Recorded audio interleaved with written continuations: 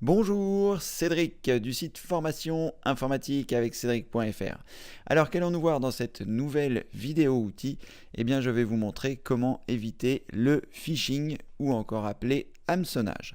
Alors pour ceux qui ne savent pas ce qu'est le phishing ou l'hameçonnage, eh bien c'est tout simplement une personne malveillante qui tente de se faire passer pour un tiers de confiance. Par exemple, si vous recevez un mail des impôts, ce qui est mon cas, je vais vous montrer ça dans quelques instants, vous pouvez penser que ça vient des impôts et en fait c'est une personne malveillante. Donc sans plus attendre, je vais vous montrer tout de suite à quoi ressemble un mail malveillant du phishing ou encore de l'hameçonnage. Eh bien ça ressemble à ceci. Vous voyez ici, je reçois un mail de type impôts.gouv.fr remboursement, comme si j'avais trop versé et que les impôts allaient me rembourser une certaine somme. C'est ce qui est indiqué lorsque je clique sur ce mail et que je vois la teneur de celui-ci. Bonjour, avis de remboursement de vos impôts d'un montant de 190,40 €. Pour résoudre le problème, veuillez cliquer sur le lien ci-dessous. Et là, si je clique sur le lien qui est ici, je vais être redirigé vers le site de la personne malveillante qui est à l'origine de cet email. Et à partir de là, on va pouvoir vous récupérer vos informations bancaires si vous les communiquez.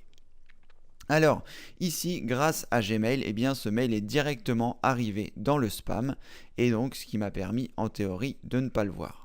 Il s'avère que je contrôle mon dossier spam de temps en temps et que je l'ai vu arriver et que je me suis dit que ce serait un bon sujet de vidéo pour vous montrer comment est-ce que cela peut se traduire.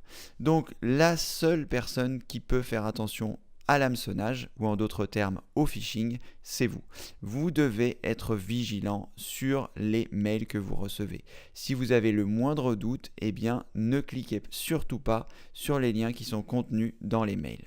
Parce que lorsque vous allez cliquer sur le lien qui se trouve ici, vous allez être redirigé vers un site internet qui peut très bien, si votre PC n'est pas à jour, exécuter des programmes qui vont avoir pour but soit d'installer des choses sur votre ordinateur, soit par l'intermédiaire de formulaires, de récupérer vos coordonnées bancaires ou les coordonnées que vous allez remplir dans ce formulaire.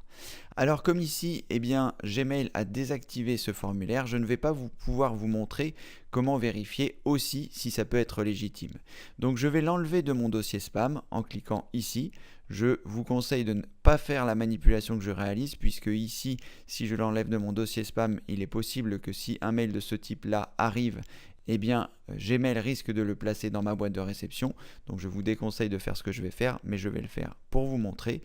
Et ensuite, je vous montrerai les deux choses qui vous permettent de savoir si votre dossier est du spam ou non. Donc en théorie, je devrais le retrouver dans ma boîte de réception. Il est ici, à cet endroit. Et donc lorsque je clique dessus, ici, maintenant que j'ai enlevé que c'était un spam, je vais avoir la possibilité de cliquer sur le formulaire.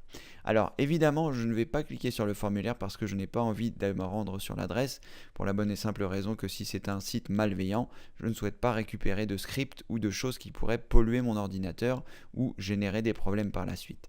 Néanmoins, je voulais vous montrer deux choses pour que vous puissiez lutter contre le phishing qui est également appelé hameçonnage.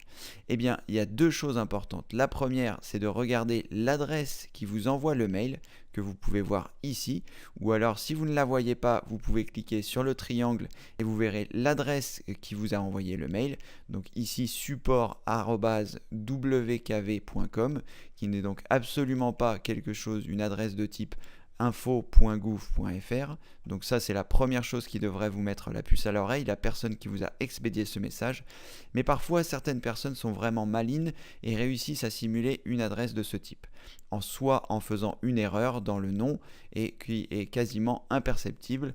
Par exemple, info.gouv avec un E à la fin, .fr, ce qui pourrait éventuellement vous mettre la puce à l'oreille.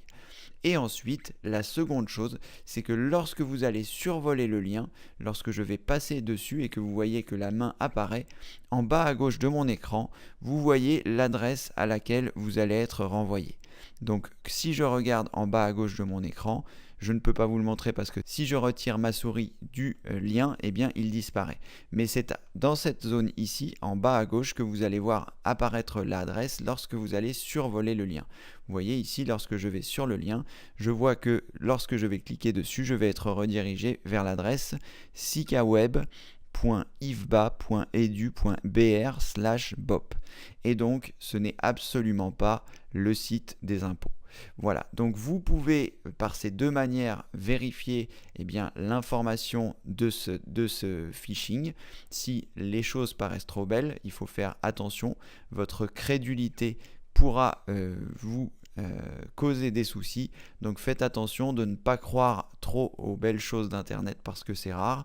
Et ensuite, donc si vous voyez ici avis de remboursement, ce que vous pouvez faire également si vous avez le moindre doute, si tout ça a l'air légitime, vous pouvez appeler l'organisme qui s'est fait passer pour un tiers. Donc si c'est les impôts, vous pouvez contacter les impôts. Si c'est l'EDF, vous pouvez contacter l'EDF, etc., etc. Si vous avez le moindre doute, contactez l'organisme plutôt que de cliquer sur les liens ou sur les formulaires. Voilà, et en respectant ces règles-là, vous pourrez éviter le phishing ou encore ce qui est appelé l'hameçonnage en français. Voilà, c'était Cédric du site formation informatique avec cédric.fr pour une vidéo outil très courte mais très intéressante pour vous éviter de vous faire attraper et surtout de cliquer sur les formulaires et d'arriver sur des sites internet qui vont vous demander des informations comme votre nom, votre prénom, votre date de naissance, éventuellement votre RIB et un certain nombre de choses.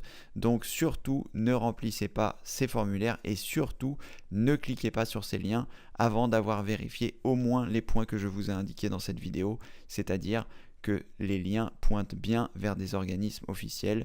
Et une fois de plus, si vous avez le moindre doute, n'hésitez pas à appeler les organismes en question.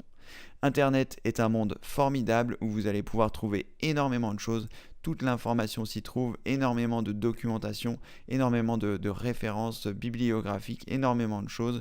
Vous pourrez acheter sur Internet, mais faites attention parce qu'il y a aussi des arnaques sur Internet et comme il y a énormément de gens qui utilisent ce réseau, les personnes malveillantes utilisent également ce réseau pour tenter de vous souterrer vos informations ou de vous faire tomber dans des arnaques.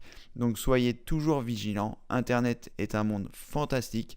Vous trouverez tellement de choses intéressantes. Vous pourrez partager énormément de choses avec plein d'autres personnes, plein d'autres cultures, plein d'autres langues. Mais soyez toujours vigilants car les embûches peuvent vous attendre sur le chemin de l'Internet. Allez, je vous embête pas plus, vous savez désormais comment éviter le phishing et si vous avez le moindre doute, n'hésitez pas à devenir membre plus et à poser vos questions sur le forum de la communauté FIAC. Merci et à très bientôt pour une prochaine vidéo. Au revoir.